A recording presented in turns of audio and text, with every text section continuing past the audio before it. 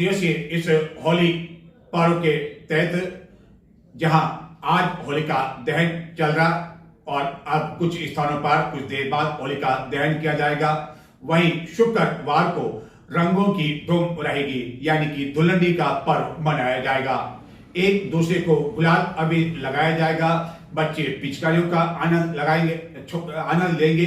हालांकि इन दिनों परीक्षाएं भी चल रही है, बोर्ड की परीक्षाएं चल रही है, 8वीं बोर्ड की परीक्षाएं भी शीघ्र शुरू होने वाली है, लेकिन आखिरकार बच्चे कहाँ ठहरते हैं। और कम से कम होली का जहाँ हुदंगन हो, आनंद हो, तो उसके लिए चाहे परीक्षा हो या चाहे घर में शादी हो और कोई उत्सव हो, सब कुछ बच्चे छोड़ देते हैं। यही कारण है कि चित्तौड़गढ़ में गुरुवार को भी पिचकारी रंग गुलाल खरीदने के लिए लोगों की काफी अधिक भीड़ देखने को मिली और खास तौर पर होली की जो रौनक है वह गुरुवार को देखने को मिली, जिसके कारण व्यापारियों के चेहरे भी खिले रहे। शहरी क्षेत्र में लोगों की काफी अधिक भीड़ इस पर्व के कारण देखी गई। कई लोग मिठाइयां खरीदते हुए देखे गए, तो कई लोग नमकीन की दुकानों पर नमकीन की विभिन्न वैरायटी खरीदते हुए देखे गए। चित्तौड़गढ़ जिले एवं देश भर में 2 दिवसीय होली पर्व की शुरुआत गुरुवार से हो चुकी है।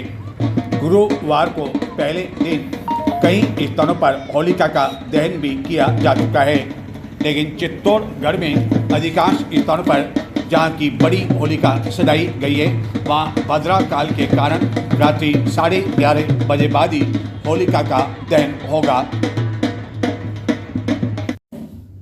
हालांकि कई जनों को इसकी जानकारी नहीं होने की वजह से वह पहले की वर्षों की तरह रात्रि होते ही होलिका के अंदर विभिन्न सामग्री डालने के लिए पहुंचने लगे। खास तौर पर महिलाएं पहुंचने लगी, लेकिन वहां पहुंचने पर ज्ञात हुआ कि होलिका का दहन रात्रि 11:30 बजे से 12 बजे के बीच किया जाएगा। हालांकि चित्तौड़गढ़ में कई गली मोहल्लों में बच्चों द्वारा भी होलिका सजाई गई है। विभिन्न स्थानों से कांटे, लकड़ियां आदि लेने के बाद उनके द्वारा जो छोटी छोटी होली तैयार की गई, उसका दहन पहले ही कर दिया गया। चित्तौड़गढ़ में यदि बड़ी होलिकाओं की बात की जाए तो चित्तौड़गढ़ नगर के गांधी नगर क्षेत्र, सेंती एवं प्रताप नगर के साथ ही चंदेरा में कुछ बड़ी होलिकाएं सजाई गई है और इसके लिए डंडा काफ़ी समय पहले ही शुभ मुहूर्त में रोप दिया गया था, जहां सवेरे से ही इसकी तैयारियां की जाती रही। हनुमान मंदिर है, पिछले 23 वर्षों से इस मंदिर परिसर में ये होली का दहन यहाँ पर किया जाता है। इस होली को संकट मोचक होली भी कहते हैं, क्योंकि इस मंदिर में जब से इस मंदिर की हमने स्थापना हुई, उस पिछले 23 वर्ष पहले इसकी स्थापना हुई थी। यहाँ पर अखंड ज्योत है महेंद्रपुर बालाजी की, और ऐसी मान्यता है हमारे यहाँ पर अखंड कि जो महेंद्रपुर बालाजी के यहाँ पर जिन लोगों के किसी प्रकार की समस्या होती है शारीरिक रूप से, वो लोग वहाँ पर जाते हैं। ऊपर की कोई हवा होती है तो उसका वही ज्योत हमारे यहाँ पर भी है, और कई लोगों की जो समस्या होती है उन समस्याओं का निदान भी यहाँ पर कई बार लोगों की हाजिरी भी हो जाती है। और ये संकट मोचक होली भी इसी रूप में है यहाँ पर। और यहाँ पर इस होली का दहन के पश्चात मोहल्ले वाले या कई लोग यहाँ पर आएंगे इस होली का दहन के उपलक्ष्य पर, और इस होली के चक्कर लगाएंगे। और उसके बाद ऐसी मान्यता है हमारी भी कि कई प्रकार के संकट, शारीरिक संकट, उनके इस होली का दहन के पश्चात उनके संकट दूर होते हैं। आज अधिकांश स्थानों पर होली का दहन देरी से हो रही है, उसका क्या कारण है? क्योंकि हमारी हिंदू संस्कृति है, और हमारी हिंदू संस्कृति में हम पंचांग के अनुसार हम चलते हैं, और हमारे जो भी ब्राह्मण हैं वो इसका मुहूर्त निकालते हैं। और आज का मुहूर्त क्योंकि भद्रा है, भद्रा काल में कोई शुभ कार्य नहीं किया जाता, भद्रा काल में होली का दहन नहीं होता है। इसलिए संपूर्ण चित्तौड़ जिले में या अधिकतर जगह 11:30 बजे बाद ही होली का दहन होगा, और हमारे यहाँ पर भी 11:30 बजे होली का दहन होगा।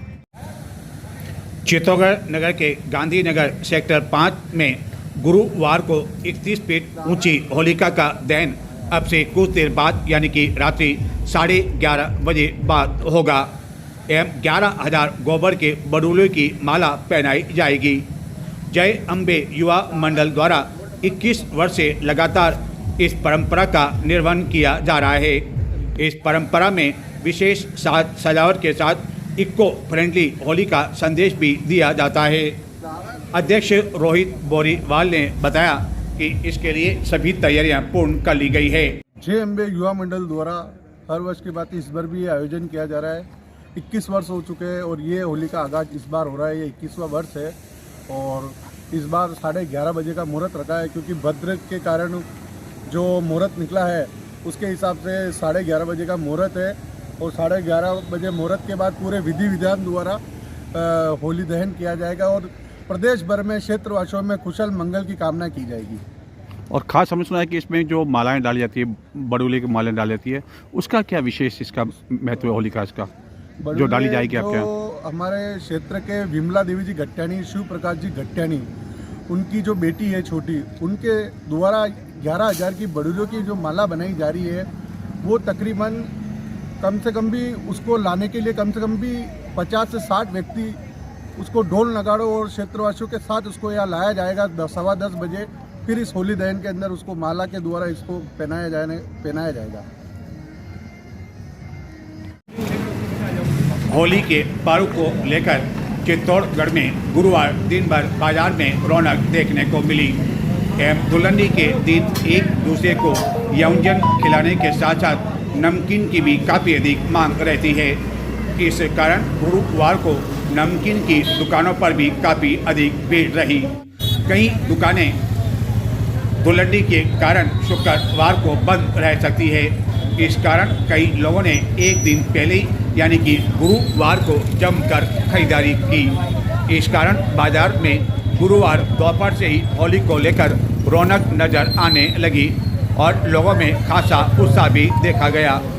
बच्चों को आकर्षित करने के लिए बाजार में डोरेमोन, हल्का, छोटा भीम, एंग्री बर्ड जैसे कार्टून किरदारों की पिचकारियों की भरमार देखी गई। इसके साथ ही केमिकल वाले कलर से दूरी बनाते हुए लोग फूलों से बनी गुलाल के ऊपर अधिक ध्यान देते हुए देखे गए। इस वर्ष चीन से फैंसी पिचकारी, रंग, बैलून बाजार में दिखाई दे रहा है, लेकिन उसके साथ ही देशी सामान से भी विशेष काउंटर सज चुके हैं। चाइना निर्मित इलेक्ट्रॉनिक पिचकारी पहली बार बाजार में देखने को मिल रही है, जो कि बैटरी से चलती है एवं चार्जेबल है, जिसमें रंग भरने के बाद इसकी बौछार काफ़ी दूर तक जाती है। एवं बाजार में हालांकि रंग और गुलाल को लेकर विधिवत जो खरीदारी है और रौनक है वह 2 दिन पहले से ही देखने को मिल रही है, जबकि रंगों और पिचकारियों की दुकानें लगभग 1 सप्ताह पहले ही सज चुकी थी, जिसको लेकर व्यापारियों का कहना है कि अब त्यौहार वह नहीं रहा कि लोग 7-8 दिन पहले खरीदारी करना शुरू कर दें। होली पर्व को लेकर गुरुवार को फ्रूट वालों की दुकानों पर भी भीड़ देखी गई एवं कई लोगों ने फ्रूट की भी जमकर खरीदारी की। इन दिनों विभिन्न तरह के फ्रूट अपेक्षाकृत महंगे नहीं होने एवं कई लोगों द्वारा मिठाई से परहेज रहने के कारण उन्होंने कई तरह के फ्रूट खरीदे, जबकि मिठाइयों की दुकानों पर भी गुरुवार रात्रि तक लोगों की भीड़ देखी गई। होली के पर्व को देखते हुए कुछ दुकानों पर विशेष तरह की मिठाइयाँ तैयार की गई एवं लोगों ने दुल्हनी के दिन अपने मित्रों आदि को मिठाइयाँ खिलाने के लिए इसकी जमकर खरीदारी भी की। देश एवं राजस्थान में अब तक बोरवेल में बच्चों के गिरने की कई घटनाएं हो चुकी है और बच्चों को निकालने के लिए कई बार कई एजेंसियों को बुलाया जाता है। यहाँ तक कि सेना को भी मैदान में उतारा जाता है और कुछ बच्चे ऐसे खुश नसीब होते हैं जो कि बोरवेल में गिरने के बावजूद बच जाते हैं, लेकिन कई बच्चे मौत के काल में समा जाते हैं और कुछ ऐसे खुश नसीब बच्चे भी रहे हैं जो कि बोरवेल में गिरने के बाद जब बाहर निकले तो पूरे देश में उन बच्चों की चर्चा हुई, वहीं उन एजेंसियों की चर्चा हुई जिन्होंने की इन बच्चों को बाहर निकालने में पूरी ताकत झोंक दी। चित्तौड़गढ़ जिले में संभवतः इस तरह की पहली घटना गुरुवार को हुई, लेकिन न तो सेना को बुलाना पड़ा और न ही राजस्थान सरकार को अन्य किसी एजेंसी या बचाव दल को भिजवाना पड़ा। दरअसल चित्तौड़गढ़ जिले के कपासन क्षेत्र में बोरवेल में एक 7 वर्ष का बच्चा गिर गया और उसके बाद जिस तरह ग्रामीणों ने सूझबूझ का परिचय दिया, उसी सूझबूझ की वजह से यह बच्चा सकुशल बाहर निकल गया और आप सोच सकते हैं कि उनके माता पिता परिवार जनों के चेहरों पर किस तरह की खुशी छाई होगी उस समय जबकि बच्चा सकुशल बाहर निकल गया। उसके लिए समस्त ग्रामीण और जो कि इस बच्चे को बाहर निकालने में लगे रहे वह बधाई के पात्र हैं। राजस्थान एवं देश में खुले बोरवेल में बच्चों के गिरने की घटनाएं अब तक कई बार हो चुकी है एवं कुछ बच्चे ही ऐसे खुश नसीब रहे जो कि गहरे बोरवेल में गिरने के बाद उन्हें नई जिंदगी मिल सकी और इन बच्चों को निकालने के लिए कई स्थानों पर तो 3-3, 4-4 और उससे अधिक दिन तक ऑपरेशन चलाना पड़ा। विभिन्न एजेंसियों को इस काम में लगाना पड़ा और कई स्थानों पर सेना को भी प्रशासन को बुलाना पड़ा एवं सरकार द्वारा भी यह निर्देश दिए हुए हैं कि खुले बोरवेल किसी भी स्थान पर नहीं होने चाहिए, लेकिन इसके बावजूद जहां तहां बोरवेल के लिए खुदाई कर दी जाती है और बाद में वह ये भूल जाते हैं कि इस बोरवेल को बंद करना है। चित्तौड़गढ़ जिले में संभवतः पहली बार ऐसी कोई घटना हुई जबकि चित्तौड़गढ़ जिले के कपासन क्षेत्र में स्थित मेवदा गांव में एक कच्ची बस्ती में 7 वर्षीय बालक राहुल बेरवा एक खुले बोरवेल में गिर गया एवं तत्काल इसकी जानकारी ग्रामीणों को परिवारजनों को मिलने पर उनके द्वारा प्रशासन एवं पुलिस को इस घटना की जानकारी दी गई और बिना किसी एजेंसी या सरकारी सहायता का इंतजार करते हुए ग्रामीणों ने सूझबूझ का परिचय देते हुए इस खुले बोरवेल के समीप समांतर खुदाई करना शुरू कर दिया और यह भी एक बालक की किस्मत रही कि 7 फीट नीचे गिरने के बाद वह अटक गया। यदि और गहरा चला जाता तो उसे बचाना मुश्किल हो जाता, लेकिन 7 फीट पर अटक जाने के बाद ग्रामीणों ने सूझबूझ का परिचय दिया और अपनी तकनीक से उन्होंने इस बालक को सकुशल बाहर निकाल लिया। जबकि कई लोगों ने उम्मीद छोड़ दी थी। पुरानी घटनाओं को देखते हुए, देश में अब तक हुई कई घटनाओं को देखते हुए उन्होंने मान लिया कि शायद राहुल अब बाहर नहीं आएगा, लेकिन जैसे ही राहुल बेरवा सकुशल बाहर निकला और उसके चेहरे को देखकर परिवारजनों की खुशी का ठिकाना नहीं रहा और इस बच्चे के बाहर निकलते ही वहाँ 4 भुजा नाथ और भगवान ठाकुर जी की जय जयकार होने लगी। सभी लोगों ने ग्रामीणों की जो सूझबूझ थी उसको भी उन्होंने बधाई दी और इसकी उन्होंने बुरी प्रशंसा की। उम्मीद की जानी चाहिए कि जिला प्रशासन ऐसे ग्रामीणों द्वारा जो बहादुरी और ख़ास तौर पर सूझबूझ का परिचय दिया गया उसको देखते हुए आगामी दिनों में यानी कि 15 अगस्त पर स्वाधीनता दिवस के जिला स्तरीय समारोह में ऐसे ग्रामीणों को सम्मानित किया जाएगा। अक्सर होता ऐसा है कि जब इस तरह की घटनाएं होती है और जो साहस सूझबूझ का परिचय देते हैं उन्हें सम्मान नहीं मिल पाता है। सम्मान उन्हें मिलता है जिनकी सिफारिश होती है, जो राज्य के कर्मचारी होते हैं, अधिकारी होते हैं, जिन्हें अपना कार्य वैसे ही करना है। लेकिन हकीकत सम्मान के हकदार यह हैं। चित्तौड़ दर्शन की ओर से इन्हें सैल्यूट है।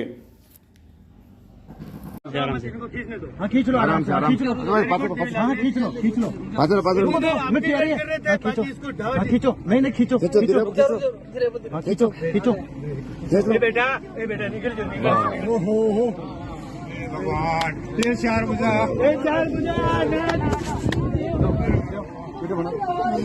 अरे बाकी अरे मुंडे तो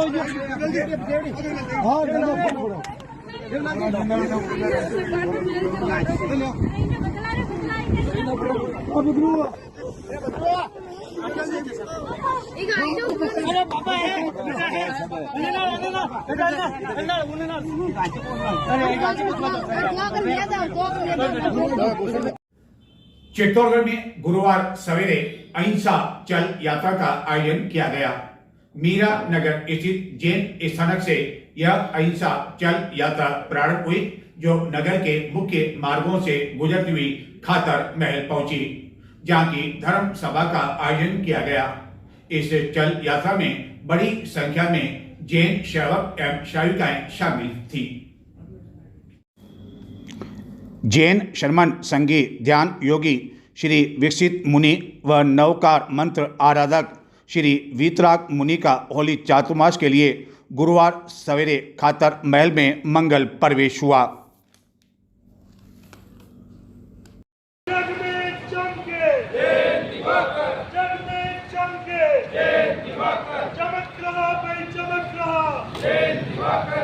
धर्म से ध्यान लगाता चल, कदमों से कदम तू बढ़ाता चल,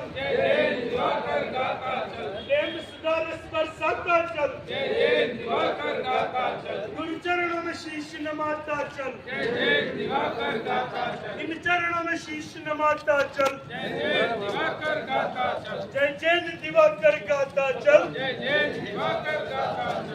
हम सबके प्यारे इन चरणों में शीश नवाता चल, धर्म से ध्यान लगाता चल, जय दिवाकर गाता चल, जय दिवाकर गाता चल, जय दिवाकर गाता चल,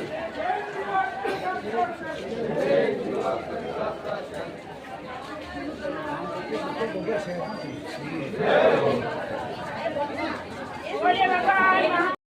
महलों के प्यारे अरे तेरे प्यारे अरे मेरे प्यारे नंदन के प्यारे नीमच नंदन केसर नंदन शत वंदन जैन दिवाकर। चित्तौड़गढ़ जिले में स्थित है प्रसिद्ध सांवलिया सेठ का मंदिर, जहाँ की प्रति माह भंडारा खोला जाता है और उस भंडारे से सैकड़ों लाखों नहीं बल्कि करोड़ों रुपए की चढ़ावे की राशि प्रति माह निकलती है। और गुरुवार को पूर्णिमा पर यह भंडारा खोला गया और पहले राउंड की गिनती में 7 करोड़ रुपए से अधिक की राशि निकल चुकी है। अब धुलंडी के कारण इसकी गिनती का कार्य रोक दिया गया है और आगामी गिनती जो है पुनः 17 मार्च से प्रारंभ होगी। राजस्थान के चित्तौड़गढ़ जिला मुख्यालय से लगभग 40 किलोमीटर की दूरी पर स्थित है प्रसिद्ध सांवलिया सेठ का मंदिर। इस सांवलिया सेठ के मंदिर की ख्याति अब दूर दूर तक पहुंचने लगी है और इसकी ख्याति का अंदाज़ा इसी बात से लगाया जा सकता है कि प्रति माह यहाँ जो भंडारा खोला जाता है, श्रद्धालुओं द्वारा जो राशि चढ़ाई जाती है उसकी जब गिनती होती है तो वह राशि सैकड़ों हजारों लाखों में नहीं बल्कि अब करोड़ों में निकलने लगी है और प्रति महीने लगभग 18-19 करोड़ रुपए चढ़ावे के रूप में इस मंदिर में निकलने लगे हैं और यह मंदिर दोपहर 12 से 2:30 बजे तक बंद रहता है। न केवल राजस्थान बल्कि इससे सटे मध्य प्रदेश बल्कि अन्य कई राज्यों से इस सांवलिया सेठ मंदिर में दर्शन करने के लिए आते हैं। गुरुवार को पूर्णिमा पर सांवलिया सेठ का भंडारा खोला गया और पहले दिन की गई गिनती में 7 करोड़ 55 लाख रुपए से अधिक की राशि निकली। अब दूसरे दौर में आगामी 17 मार्च को नोटों की गिनती की जाएगी। होली को लेकर भी सांवलिया जी में विशेष तौर पर होली खेली जाएगी। ठाकुर जी का बेवान यात्रा भी निकाली जाएगी, जबकि इन नोटों की गिनती के साथ लाखों रुपए के जो जेवरात चढ़ाए जाते हैं श्रद्धालुओं द्वारा, उसकी गिनती यानी कि तोल का कार्य अब तक होना बाकी है। और यह जो राशि गिनती की जाती है उसमें श्री सांवलिया मंदिर मंडल के कर्मचारियों के साथ ही विभिन्न बैंकों के कैशियर एवं अन्य कर्मचारियों आदि को भी बुलाया जाता है जो कि इस कार्य में माहिर होते हैं। अब सवाल ये उठता है कि आखिरकार प्रति महीने जो करोड़ों रुपए की राशि निकलती है उसका क्या होता है। यह सारी राशि आसपास के गांवों में विकास कार्यों पर खर्च की जाती है।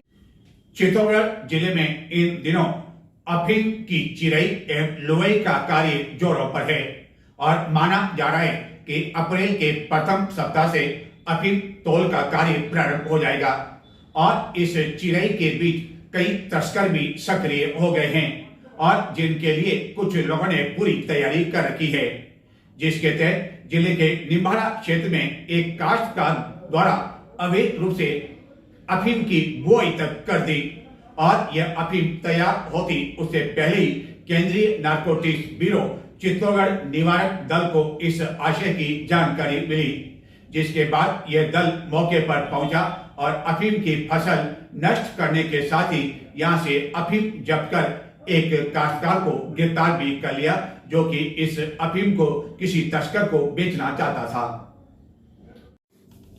चित्तौड़गढ़ जिले में इन दिनों डोरों की चिराई एवं लोहे का कार्य जोरों पर है एवं माना जा रहा है कि अप्रैल के प्रथम सप्ताह में तौल का कार्य आरंभ हो जाएगा, जबकि कुछ स्थानों पर चिराई का कार्य समाप्ति की हो रही। लेकिन चौंकाने वाली बात यह कि कुछ स्थानों पर अवैध तौर पर एवं चोरी छिपे अफीम की खेती भी की जा रही है, ताकि यहाँ से निकलने वाली अफीम लाखों रुपए में तस्करों को बेची जा सके। और कुछ इसमें सफल हो रहे हैं और कुछ को पुलिस या नारकोटिक्स विभाग के हत्थे चढ़ना पड़ रहा है। इसी तरह की अवैध अफीम की खेती का भंडाफोड़ केंद्रीय नारकोटिक्स ब्यूरो चित्तौड़गढ़ की टीम द्वारा किया गया। केंद्रीय नारकोटिक्स ब्यूरो के चित्तौड़गढ़ निवारक दल को इस आशय की जानकारी मिली कि निम्बाड़ा क्षेत्र में चोरी छिपे अवैध रूप से अफीम की खेती की जा रही है। सूचना मिलने पर टीम ने दबिश देकर यहां से एक काश्तकार दिनेश धाकर को गिरफ्तार कर लिया, जो कि यह अफीम तस्कर को बेचना चाहता था और उसके कब्जे से अफीम भी जब्त कर ली। कई काश्तकार ऐसे स्थान पर यह अवैध रूप से खेती करते हैं जहाँ की अन्य फसल होती है और उस फसल के बीच में चोरी छिपे कुछ बीघा में यह खेती भी कर दी जाती है।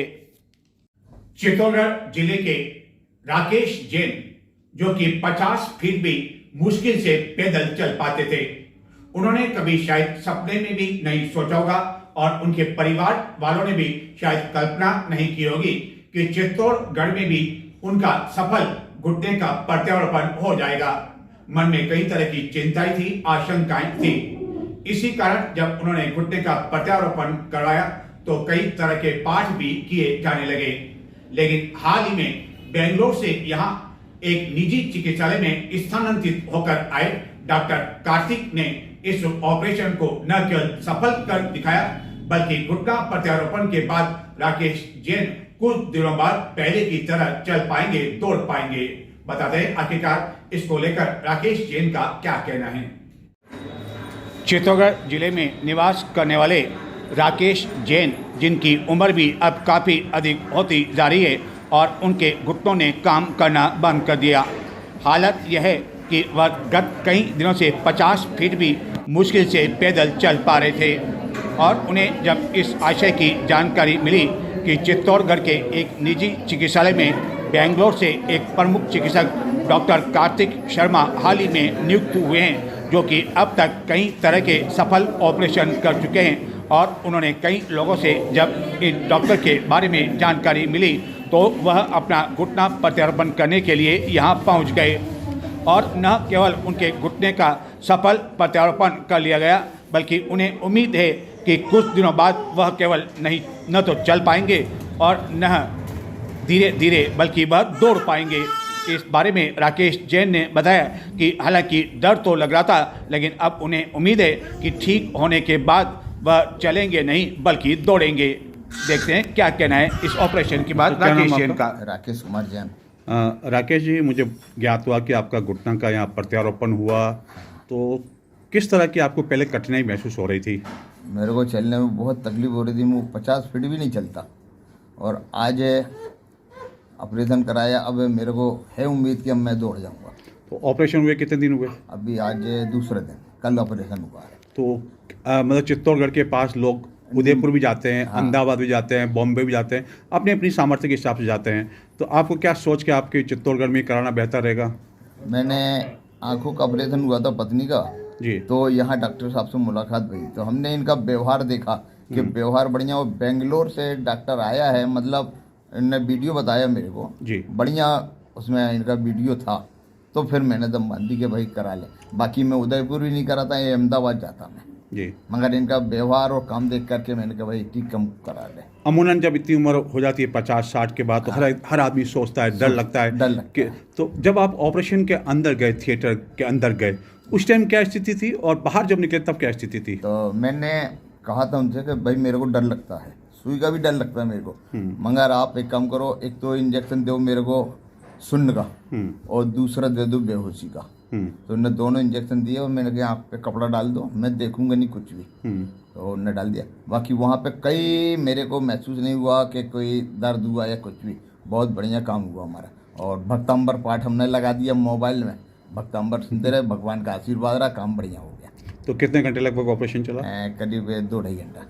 तो अब पूरी तरह से राहत, कोई तरह से कोई प्रॉब्लम नहीं, कोई दिक्कत नहीं? कोई प्रॉब्लम नहीं आई। और क्या बता रहे हैं डॉक्टर, कितने दिन बाद छुट्टी हो जाएगी?